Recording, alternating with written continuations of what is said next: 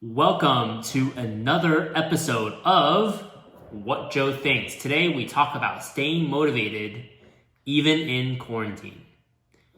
So, thank you all for being here. Thank you all for watching all of these past episodes. My hope is to create a space where we can talk about different things and for us to come and have a community and have a conversation. So if anything that I'm saying, anything that I bring up, you have any thoughts on, please make sure to send them over to me. Or if you have any other topics you'd like for me to talk about, I love to talk about them with you also. Now today, we talk about staying motivated even during quarantine. As you all know, I've been in quarantine for a good several days now. In fact, today is the official day 7, I believe, of quarantine. I will be fully out of here next Saturday. So over this past week, I've been in quarantine, living the life of being in the space by myself. And it's actually given me a lot of time to think about a lot. In fact, let me share some things with you. This whole past week has been really challenging. Started off on Monday and Tuesday, really excited to do things, really excited to put things together, do some projects, work at home, do some things that would help plan for the future. But by Wednesday, I was struggling super hard. I was struggling so hard, just even sticking to my routine, getting my things done, to the point where, gosh, I really felt rather sad, mildly depressed, mildly discouraged, and that I didn't know what I was looking to do or what I was trying to do with my time. In fact, I felt like my identity was taken away a bit, or I was losing my identity in that I'm so used to having social interactions with people. For me not to be around people and constantly working with them or talking to them, I didn't know who I was for a while. And even though it's only been a couple of days, it hit me really hard in that I had an existential crisis. So I wanted to do this talk today because these are some of my thoughts on how you can stay motivated, or how I've been trying to stay motivated even during this time when we're socially distanced or on our own. Number 1, to stay motivated, you first have to understand what motivates you.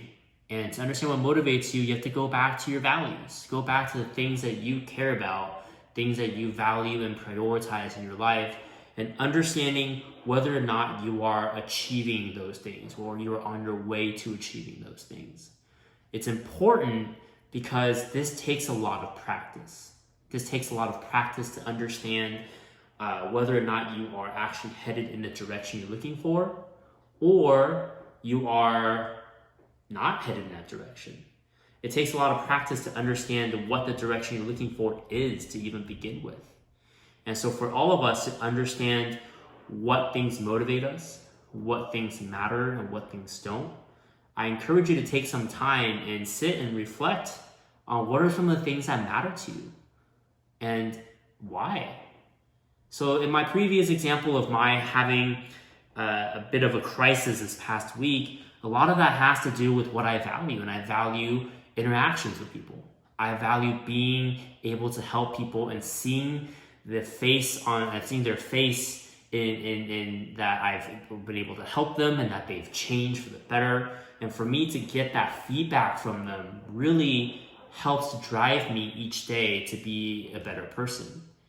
And in these last few days, because I haven't been around people, it's been really hard to get that feedback. It's been really hard for me to not have that extrinsic driver of seeing someone smile and being excited about the change that they can make, and that intrinsic driver of understanding that, gosh, I fulfilled my purpose of wanting to help people, right? So understanding whether or not you're on the path to achieving what you've set out to do, and then understanding why those things matter to you is number 1. Step 1 in understanding how you stay motivated. Step 2 is then leveraging those. So for me, I felt like, gosh, because I need to have this extrinsic feedback of someone sharing with me that their life is improving, that things are happening, or this intrinsic driver of me needing to really help people. When I understand those things, it makes sense. I do the things that I do. I do the job that I do, and that I'm a physical therapist helping people. Now, when that is taken away in the sense of my setting, in the sense of my circumstances, then how do I turn those same drivers and channel them into doing something that would still fulfill those drivers? And for me, a lot of that is, well, how do I prepare a plan to help people? How do I sit down and put together a package of ideas for the person looking for help? And that comes in some of the projects I've taken on at work, or some of the things that I'm working on with my church friends, or some of the things that I'm working on with my own family in terms of how can I channel my time, prioritize my time, so that I'm still helping people and I'm still achieving the feedback that I need or that I have, and that I can put my time and energy into something that's meaningful for me. So leveraging those motivators are going to be super important, but first you have to understand what they are. So number one is understanding what your motivators are, what your values are. And number two is learning to leverage them, learning to use them for your advantage. And number three, I think this is the biggest one for me over this past week as I've experienced, is when things don't go your way, don't let that define who you are.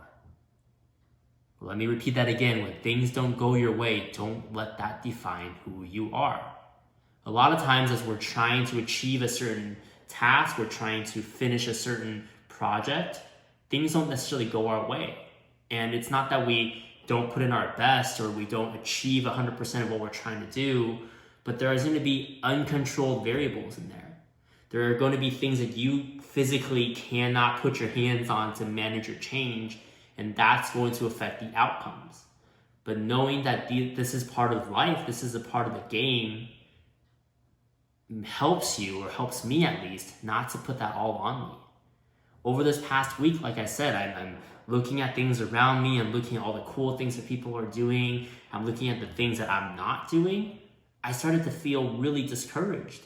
And for a moment there, mildly to moderately depressed, because I wasn't moving. I felt like I wasn't moving towards a direction, when in fact, I started to realize that wasn't the direction for me. My direction was maybe 10 or 15 degrees this way versus going this way. And for me to have realized and understood that, it took a load off of my shoulders, and knowing that, well, my successes like this or my failures in these things don't define who I am.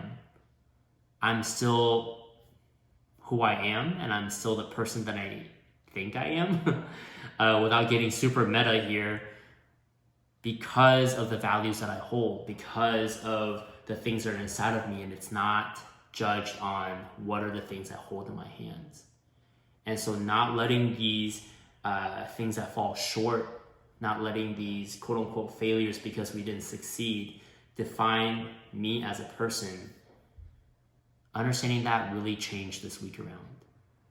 So friends, in my mind, the trick or the way to stay motivated during quarantine, or just in general, is number one, understanding what motivates you, what you value, what pushes you, what are the things that are on the inside, what are the things that you receive from the outside that push you.